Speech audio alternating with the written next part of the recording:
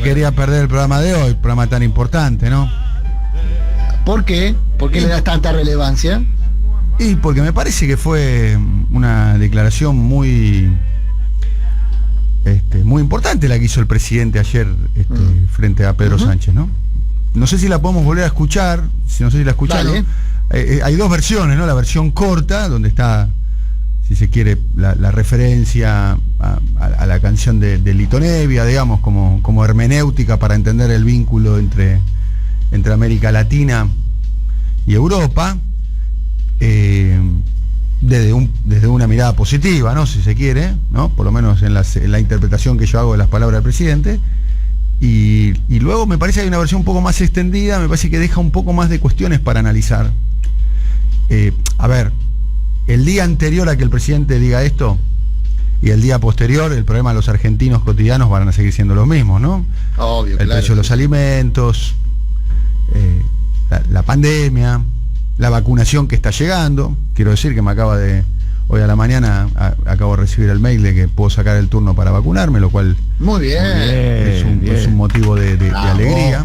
Vamos. Y lo que me pasa a mí, por suerte, no es que me pasa a mí nada más, sino que nos pasa a miles, a decenas de miles, a centenas de miles, a millones, ¿no? de argentinas y de argentinos, y es un elemento central, mientras la pandemia está teniendo su velocidad crucero, ¿no?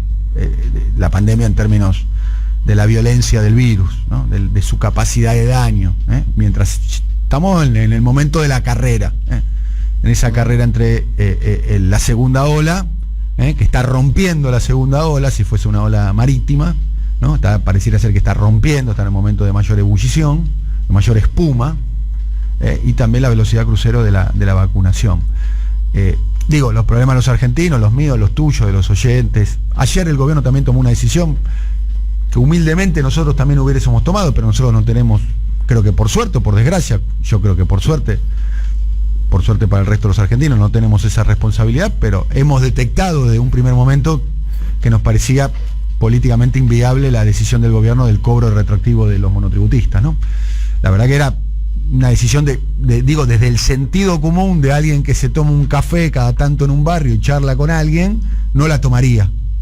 Y dijimos que el gobierno estaba bastante, los funcionarios que tomaron esta decisión estaban bastante disociados de la realidad, y está bien que el gobierno haya corregido, muy bien. También dijimos que había una sensibilidad en los funcionarios del área, y dijimos puntualmente, Mercedes Marcó del Pon, que sabíamos que iba a estar atenta a esta cuestión, y no nos equivocamos, Sí, pero déjame meterte dos datos de matiz, Daniel. Ayer Marcó del Pon no estuvo en la reunión donde se decidió anular el retroactivo, y no se sabe cómo se va a anular todavía. Déjame meter esos dos detalles porque hay mucha gente que cree el que sabe es Rulo, que está aquí con nosotros. El que sabe es Rulo, que está aquí con nosotros. Bien. Y va a contar los detalles aquí en nuestro programa. En un ratito nada más. Lo saludo a Rulo querido. ¿Qué tal? ¿Cómo anda, maestro? Bueno, saludo a Eduardo querido. Lo saluda al profe también. Hoy, profe, usted juega con la 10 hoy, profe. Hola, ya arrancamos con Adamoski. Con Adamoski, lamentablemente no pude llegar para el diálogo con Ezequiel. Pero bueno, hoy usted juega con la 10, Hoy todos los tiros libres son suyos, los penales son suyos. Si hay un foul en la mitad de la cancha, usted se va a discutir con el árbitro. Hoy todo. Usted mira al campo y mira al banco de suplente y hace los cambios. Hoy usted juega con la 10, la banda de capitanes. Sacas un lateral y tienes que mirarlo al profe a ver qué te indica. Exactamente. Selecciona al arquero y juega Lorenzo Pérez. Exactamente, hoy usted juega con la 10, usted está jugando es el momento histórico suyo. Este es el partido del profe Vinieski, después y obviamente se viene la columna del profe sobre lo dicho del presidente. A ver, lo dicho del presidente para mí es un tema muy interesante para analizar, básicamente para entender un poco a mi modo de ver, la profundidad del tema, es entender la cosmovisión que tiene el presidente. ¿Qué es el tema? Por eso insisto, los problemas de los argentinos, el día anterior, el día que lo dijo, y el día de hoy, que es el día posterior, van a ser más o menos lo mismo, digamos, no hay que se está discutiendo algo. El tema es cómo funciona la cabeza, en este caso, de la persona que tiene que tomar las decisiones. En un sistema presidencialista, la cabeza es el presidente de la nación. Bueno, ¿cuál es la mirada que tiene el presidente de la nación sobre, por caso, la relación de algo que a lo Spinetta, ¿no? Hubo un homenaje a Lito Nebbia, también hubo un homenaje a Spinetta, porque el presidente además, yo me tomé el trabajo de de escuchar la versión larga, hace un homenaje a Spinetta, esto es una ironía, por cierto, porque inventa una palabra. Vamos a escucharlo. Esto decía el presidente frente a Pedro Sánchez, Pedro Sánchez, que hoy viene de sufrir una derrota histórica en Madrid, está técnicamente hoy, después faltan como 2 años para las elecciones en España, está técnicamente con el boleto picado. Vamos a escucharlo, a ver. La América Latina y Argentina puntualmente somos por sobre todas las cosas americolatinistas. Creemos en América Latina y acá me quiero parar. Esta palabra, la primera vez que lo escucho hablar. Americolatinistas. No sé si alguno de ustedes la escuchó hablar o la escuchó mencionar. Al revés, latinoamericanista. Bueno, se llama latinoamericano, Adrián, ¿o no? Si yo quiero decir que soy latinoamericano, digo que soy latinoamericano. Es redundante, es un poco redundante. Pero es como que, con todo respeto, pareciera ser que le cuesta decir al presidente que es latinoamericano.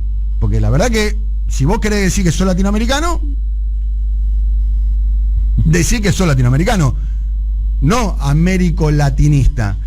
Que insisto, un neologismo, por eso el homenaje a Spinetta, que es la primera vez que lo escucho hablar a alguien que diga, se refiere así. Bueno, ya empezamos como, pues las palabras tienen sentido, ¿no? La semántica de las palabras, vaya si tienen sentido.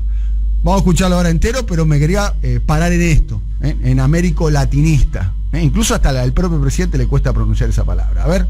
La América Latina y Argentina puntualmente somos por sobre todas las cosas americolatinistas. Creemos en América Latina y en nuestro continente y en la unidad de nuestro continente. Pero particularmente también soy un europeísta, soy alguien que cree en Europa. Porque de Europa escribió alguna vez Octavio Paz que los mexicanos salieron de los indios, los brasileros salieron de la selva, pero nosotros los argentinos llegamos de los barcos. Y eran barcos que venían de allí, de Europa. ¿Lo podemos poner más largo, por favor? Porque podemos poner el texto más largo, porque después interesante, porque después de decir esto, esta boutade, para mi gusto, un desconocimiento muy profundo, que es una cosa que nosotros venimos alertando en este humilde programa de radio, que el presidente no conoce la Argentina. Y me parece que el presidente, o lo digo sinceramente, me parece que lo más profundo que está pasando, y lo vemos en muchos casos, y en este caso está expresado palmariamente, que el presidente no conoce la historia de su país, con la riqueza de la diversidad cultural. De hecho, es una identidad que en un punto está en formación. Vos lo has dicho muchas veces, ¿no, profesor? Sí. Es un campo de disputa permanente y esto no colabora. Sí, es un campo de disputa donde el presidente se posiciona en uno de los bandos de disputa, que es la Argentina blanca y europea, que es una postura que tenían las élites. El presidente pertenece a una élite, no en términos económicos, porque no es un hombre de riqueza personal, pero sí en términos políticos, pues es un hombre que toma decisiones, la élite en esos términos. Era la posición que tenía las élites. Corríjame, profesor, si estoy equivocado. Perdón, yo te corrijo en una cosa, Dani. No tenían, Milagro Sala está presa, Milagro Sala está presa y fue la primer presa del proceso de persecución política que se ejecutó en la Argentina. ¿Y por qué lo relacionas con esto? Yo lo relaciono con esto, pero me gustaría conocer tu fundamento, Adrián. Porque las élites, como vos mencionás, siguen creyendo en que hay un disvalor en tener origen indígena o en ser indígena. De hecho, fíjate cuando el presidente habla, y si querés lo vamos a repetir seguramente, dice, los mexicanos vienen de los indígenas, los brasileños de la selva, pero, y usa la palabra pero, los argentinos provenimos de los barcos, como si hubiese un valor agregado en esa situación de provenir de los barcos. Y eso es del presente, no es del pasado, Eso hay un elemento. Perdón, una cosa, termino con esto, profe, perdón. En el campo, el dueño es el gringo que vino de los barcos y el peón y el empleado es el que tiene rasgos indígenas o el que proviene de pueblos originarios. Eso sigue funcionando así hoy. En la gran mayoría de los casos, por supuesto que se ha licuado un poco, no es tan rígido ni tan estático como lo era hace un siglo atrás, pero sigue funcionando con la misma Insisto lógica. sobre el tema. La profundidad del tema del presidente tiene que ver cómo funciona la cabeza del presidente. Y si lo podemos poner completo, que es lo que yo mandé ayer, si puede ser, por favor, le voy a pedir a la producción, si ponemos el minuto completo que mandé ayer, que salió en el diario elpaís.com, porque inmediatamente después de este razonamiento el presidente habla de las inversiones. Habla de las inversiones. O sea, habla del vínculo, o sea, el vínculo que tenemos con Europa es el vínculo de que ellos son el principal inversor privado en la Argentina y demás. Vamos a ponerlo completo. Y después, insisto, lo más grave de todo es que el presidente desconoce la Argentina, porque si él es una historia, la idea de que los argentinos llegamos de los barcos es una idea que ya estaba en crisis en la década del 70 en el Manuel Capeluz. Sí.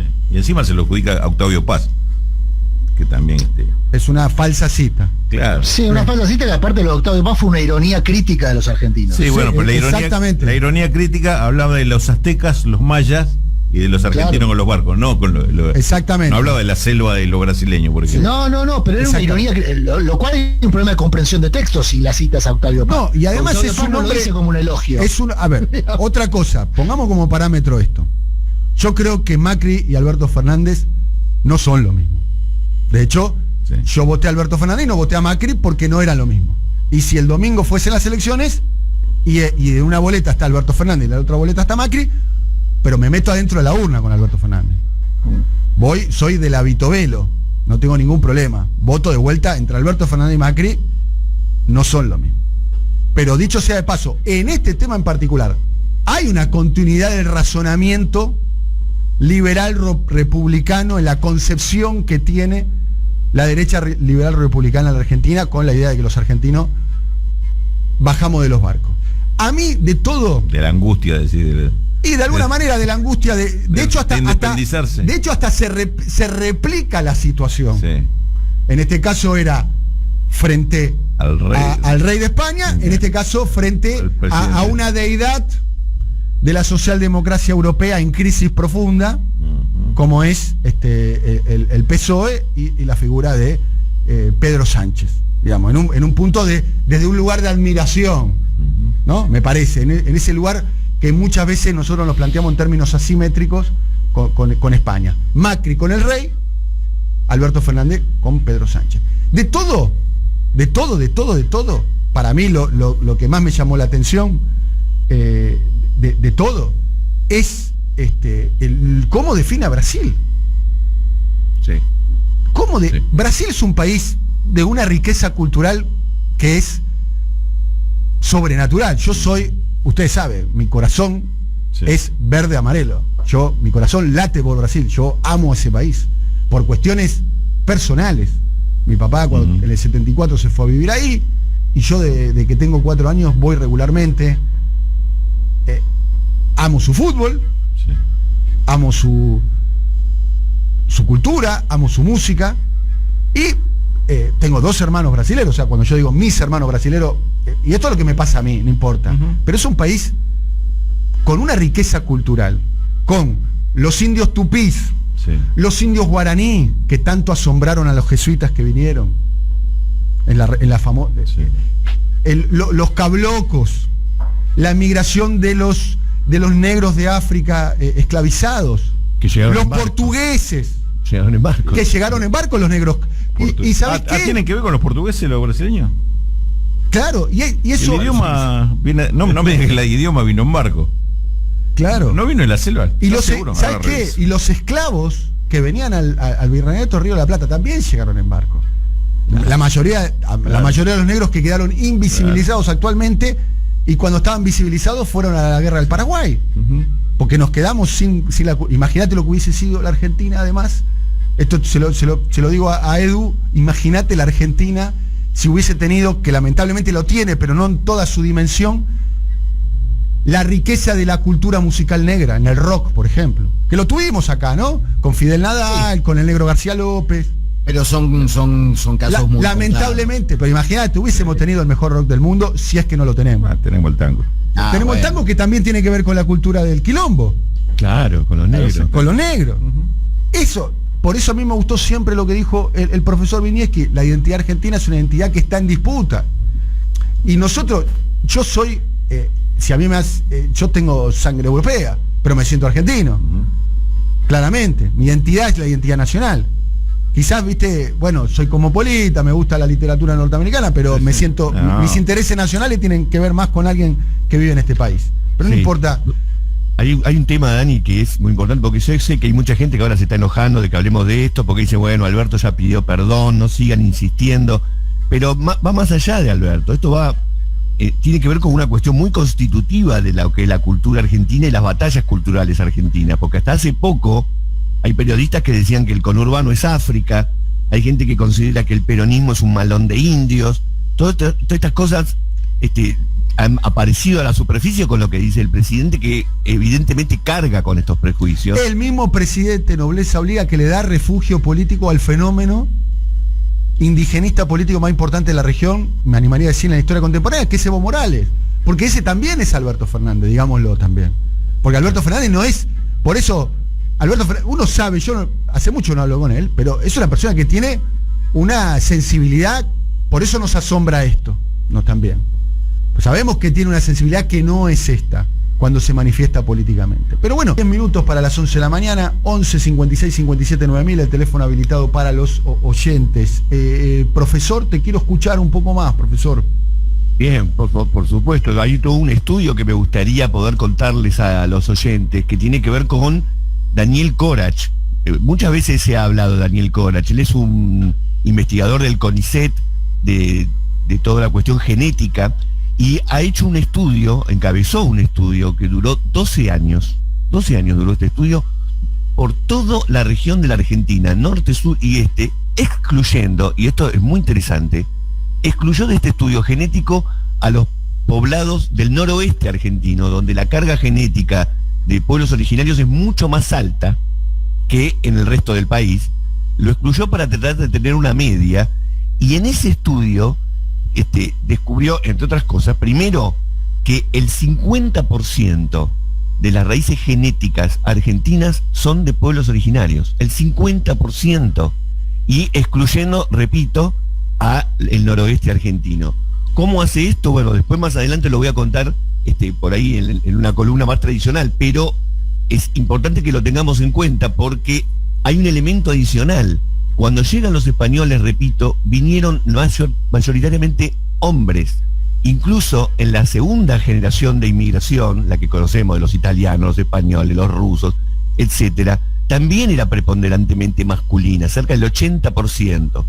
Por lo tanto, lo que se dio, el proceso de mestizaje que se dio, lo que más atención se le prestó es a la descendencia en forma paterna. Pero cuando se juntaron los europeos, se juntaron con mujeres nativas argentinas o mujeres nativas de los pueblos originarios, todavía no existía la Argentina, y por eso queda esa sensación de que vienen de Europa. Es una construcción, es un imaginario construido este sentido común. En realidad, en estudios genéticos actuales, el 50%, repito, es de pueblos originarios.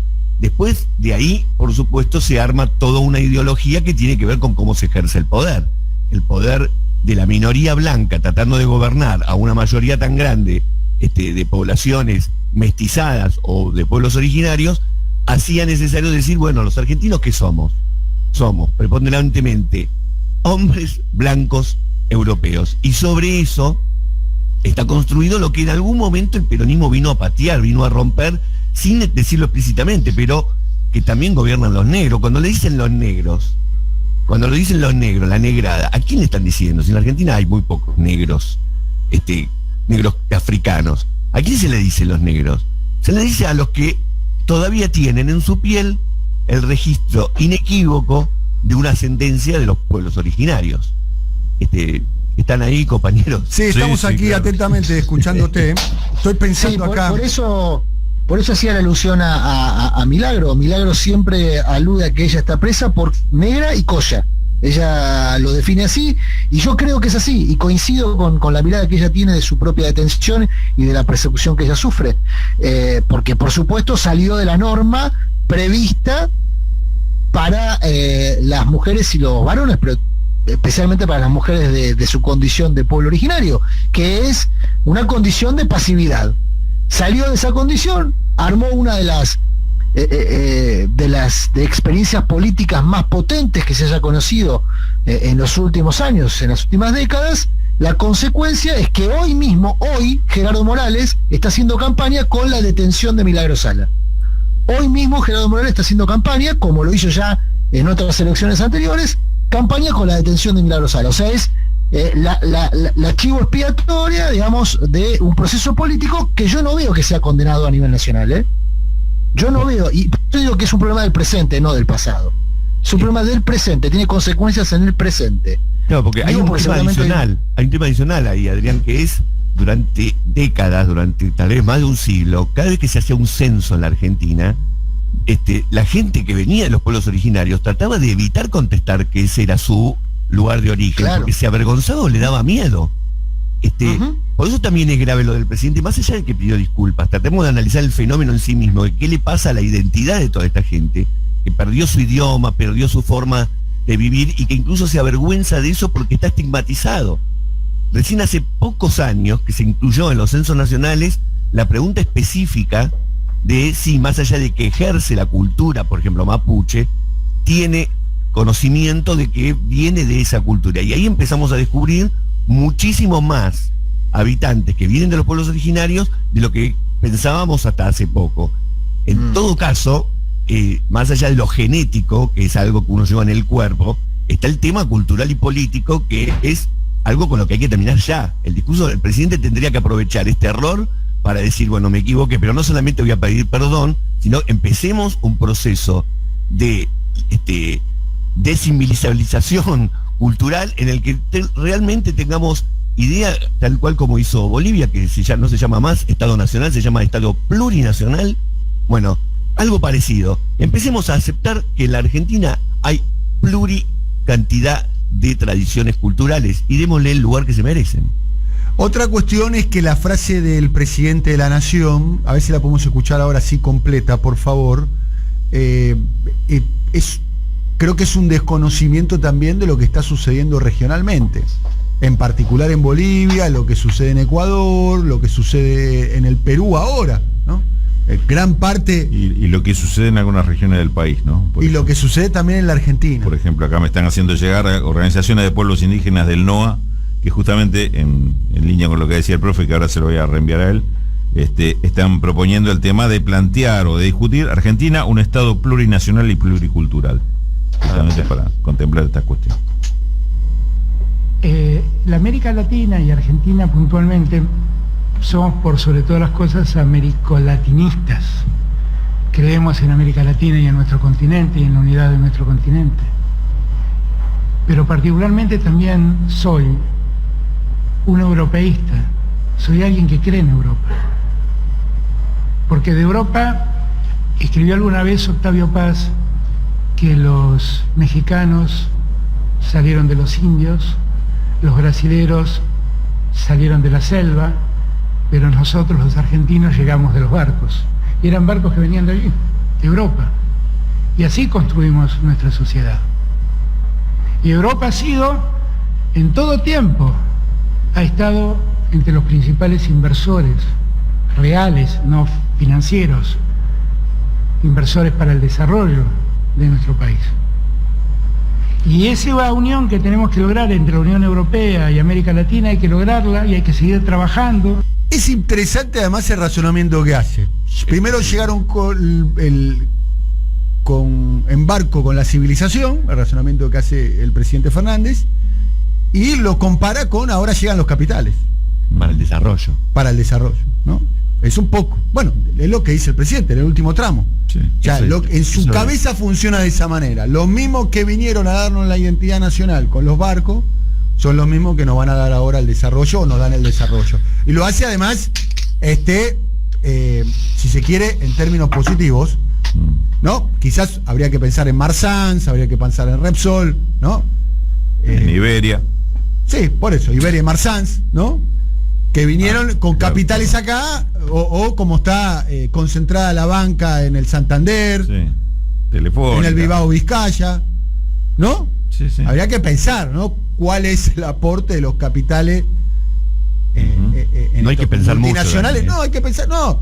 Yo creo que Bueno, este es otro tema un poco más profundo. Creo que en cualquier país necesitas tener una economía globalizada, necesitas tener un lugar para el capital internacional. Sí, tenés que dárselo. Tenés que definir cuál es el lugar. Tenés que definir qué lugar claro. quieren, pero hay cosas que no podemos hacer todo, hay cosas que no sabemos, no tenemos la tecnología, no tenemos el conocimiento, que venga otro y que la haga. Y mientras tanto se hace la transferencia de tecnología. Eso sería el modelo ideal, ¿no? De hecho, China, ¿no? Es el modelo que dicen que aplican en China, ¿no? Sí. ¿No? Entre otras cosas, ¿no? Pero que pasó de ser un país rural hace 50 años a una potencia industrial, entre otras cosas, con la transferencia de tecnología y demás. Estoy pensando en Brasil, con la diversidad de Brasil. Y tengo acá ayer un libro que leí hace muchos años, que estoy seguro que lo habrás leído vos, profe, el libro O Povo Brasileiro, La formación y el sentido del Brasil. Es un clásico que se llama de Darcy Ribeiro. Darcy Ribeiro es un sociólogo, un antropólogo. Estamos hablando de una eminencia, una eminencia. Sí. Yo lo tengo acá, el libro lo compré hace muchos años y lo leí, donde para entender la complejidad la complejidad de la identidad brasilera. Si uno piensa en los indios tupí, en los indios guaraníes, en los negros que venían de África, que venían los negros esclavizantes y los esclavizados, los portugueses. Después, ayer me lo contaba Abel Silver, ese dato no lo tenía, San Pablo recibió 1 millón de japoneses. Es un número tremendo. 1 millón de japoneses. Decenas de miles de alemanes, muchos de ellos radicados en Santa Catarina. Sí. ¿No? Y la idea, además, de los brasileros salen de la selva. Para mí, además, esto expresa un desconocimiento o una ignorancia muy profunda del presidente Alberto Fernández de su principal socio comercial y político, de Brasil. Bueno, esto le permitió algo que estaba fuera de todo registro, es que Jair Bolsonaro, un criminal de guerra, un genocida, un etnocida, un ecocida, como Jair Bolsonaro, ayer ironizando, sacándose una foto con los indios Yanomamis, diciendo la selva y la bandera de Brasil. Hoy está, y además, flaco favor le hizo a todos los aliados que tiene en Brasil el gobierno de Alberto Fernández, empezando por Lula, ¿no? Sí. Yo me metí en las redes sociales para ver los memes que estaban en Brasil. Y eran memes muy dolorosos, por lo menos muy dolorosos. Y la tapa del diario Folha de San Pablo, el diario más importante, no sé si ustedes tuvieron la oportunidad de leerla, no sé, ¿la leyeron? No. Bueno, le leo el título de la tapa más importante del diario Folha de San Pablo. El Folha de San Pablo dice: Fernández dice que los brasileños vinieron de la selva y los argentinos llegaron de barco de Europa. El título principal durante muchas horas. Y esto trajo un debate muy importante en Brasil. Yo me acuerdo esa tapa también xenófoba, racista, que tuvo el diario Le, ¿se acuerdan? Llegan los macacos, ¿no? No. ¿Se acuerdan? No me acordaba, sí. Pero sí. Lo que se canta en las canchas, ¿no? También. Bueno, sí está bien. Sí, lo que se canta en las canchas y demás. Pero estoy pensando en la identidad del pueblo brasilero, ¿no? Sí, con los criollos, los cablocos, que son la mezcla entre los indios y los negros. Los gauchos. Los gaullos.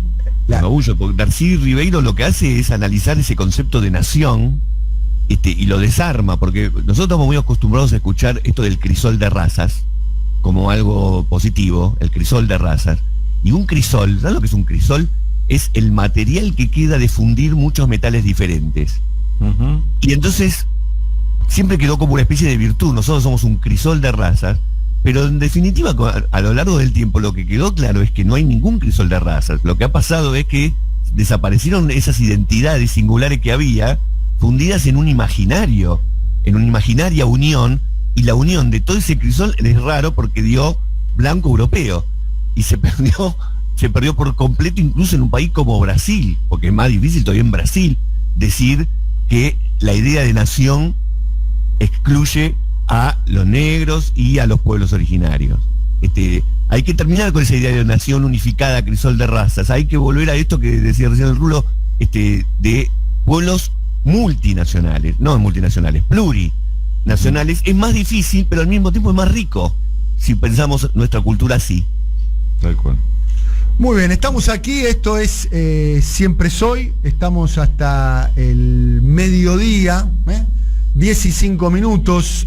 Adrián, para terminar, ¿qué querés aportar? ¿Qué querés decir sobre este tema en particular? No, simplemente lo que decía del tema de Milagros Salas. Obviamente hay aprovechamiento político patético también por parte de la oposición, que tiene en su haber... No tanto, yo veo que los medios no se subieron al tema, ni Clarín ni Nación, Pero anoche, por ejemplo, Negri, que no se cuelga todo, Negri repudió las palabras del presidente. Digo, igual la oposición carga sobre su espalda con el asesinato de Nahuel, con la invención de la RAM para perseguir al pueblo mapuche y la consecuencia de esa persecución, que fue la muerte de Maldonado en una represión orquestada por el Estado. Así que tampoco tiene mucho con qué, además de la presión de Milagros Sala, que se inicia como primer acto de gestión del gobierno de Macri, de Morales y de Macri a nivel nacional. Hoy es así, hoy una vez que recuperamos la pelota, levantamos la cabeza y ¿dónde está el profe? ¡Pam! Al profe. Claro, hoy el profe, este es un programa además. ¿Dónde está Román? Es eso. Hoy es un día para que el profe, como todos los días, que se luce. Sí. A mí es un tema que a nosotros nos interesa mucho. Hay partidos que se juegan con una táctica. Pero nosotros siempre jugamos con un historiador adentro. Digamos, sí, con un historiador siempre dentro del equipo. Tenemos, claro, este es un programa, me parece que no sé si hay otro programa en este horario. Es el único. El único programa que tiene un historiador todos los días y una columna de historia todos los días. ¿En otro horario? En otro horario puede haber. Forma cotidiana no hay, Claro, una columna todos los días. Le damos mucha importancia porque consideramos, no sé si equivocadamente o erróneamente o acertadamente, que las respuestas para el presente pueden estar descifrando lo que pasó en el pasado. De alguna manera. Revisando el pasado podemos encontrar respuestas del presente. Y lo vemos claramente. Yo en mis temas en casi todo. Claro. Juego pared ahí con el propio. Claro. No quiero ni saber qué pudo llegar a haber pensado la vicepresidenta de la Nación. Ay, no que puso a Juana Zurduy en la parte de atrás de la Casa de Gobierno cuando fue presidenta, peleándose, sacó la de Cristóbal Colón y puso la de Juana Zurduy. Sí. Digamos, peleándose con todo, ¿no? Con lo que había que pelearse, ¿no? Después cambió el nombre al 12 de octubre. Le cambió el nombre al 12 de octubre también, ¿no? Claro, en vez de Día de la Raza, le puso un nombre acorde a que también hay que incluir a los pueblos originarios. Claro, me imagino, está claro que no hubo ninguna manifestación pública, ni la va a haber, ¿no? Ni la va a haber. Pero me imagino, en la intimidad, bueno, ayer la vicepresidenta... Está con el peluquero, creo, en este momento, porque ayer cuando se arrancó un poquito algunos cabellos, cuando lo escuchó... Bien. 10 y 10 minutos, estamos aquí, esto es Siempre es Hoy. Y Rulo estará hablando, atención, del tema monotributo. Exactamente. En minutos nada más, en minutos. Y tenemos una nota muy interesante, tenemos una nota sobre algo que va a suceder hoy con el juicio que tiene que ver con la contraofensiva del año 1979, llevada adelante por la organización Montoneros en nuestro país. Ya volvemos.